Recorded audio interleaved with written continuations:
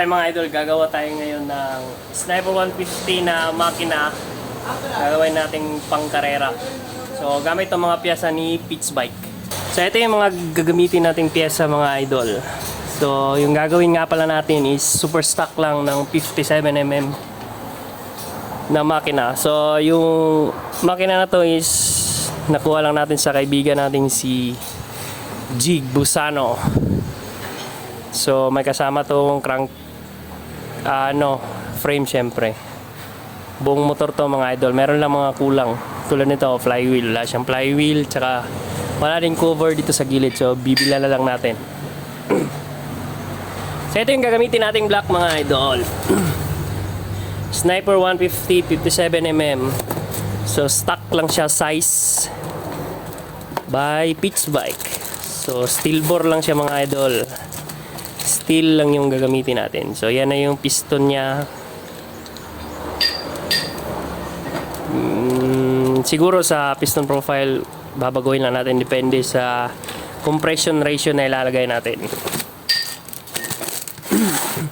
Yung lining natin is siyempre Pitts Bike.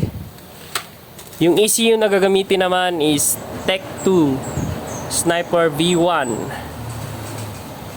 And yung cam bearing natin, ito Sniper 150 Pitts Bike din mga idol. Yung connecting rod na gagamitin natin, siyempre yung Pitts Bike Diamond MX V2. And yung crankshaft bearing naman natin mga idol is Pitts Bike. So idol ako ng idol, diba? Do yung nasanayan natin. So balik na ulit tayo sa paggagawa ng video.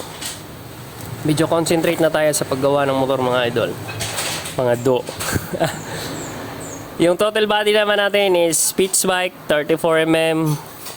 So may total body na tayo.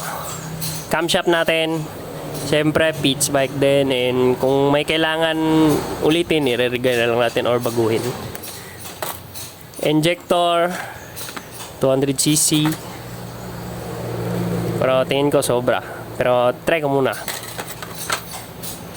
Tsaka itong tensioner Pitts Bike. Ito lining tsaka clutch spring. So dalawa na yung lining natin mga idol. Pang testing tsaka pang laro. And starter.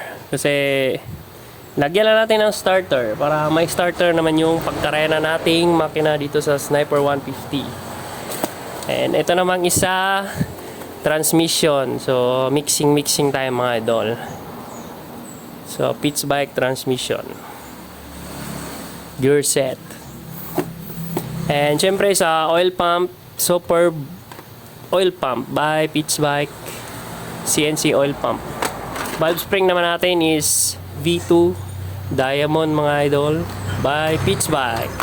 And syempre TPS, kasi yung TPS na stock, napapansin namin na hindi siya, pag nagbago tayo ng total body like Pitts Bike, gumagana naman siya pero mas accurate siya dito sa Pitts Bike na TPS pag ginamit natin.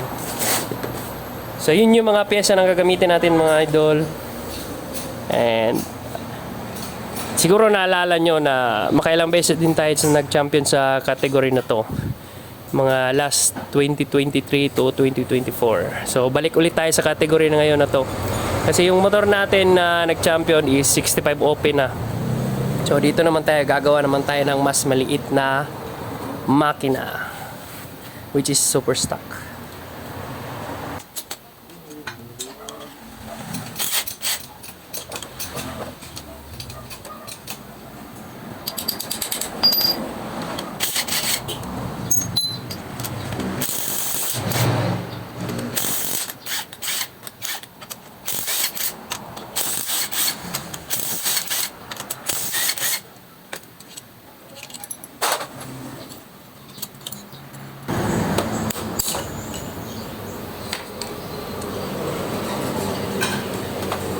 We're stuck in here.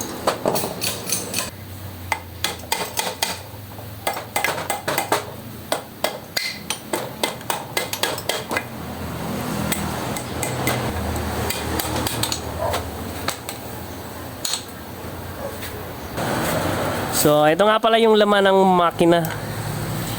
So, naubusan ng oil. Hindi pala marunong mag-change oil yung may-ari nito.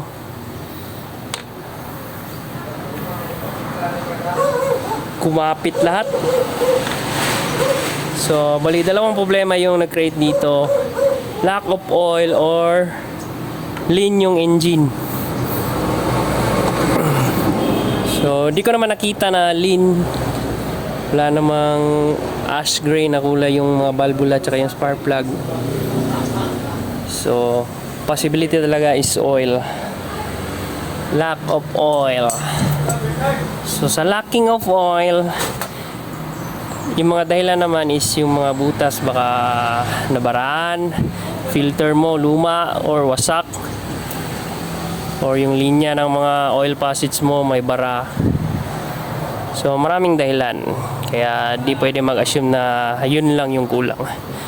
Pero possibility talaga is pag ganitong overheat, walang oil. So, yan na muna ipapakita ko sa inyo pagbuo by next video na. Kasi marami pang dapat gawin dito. Linisin, tapos check yung mga bearings. Ciao!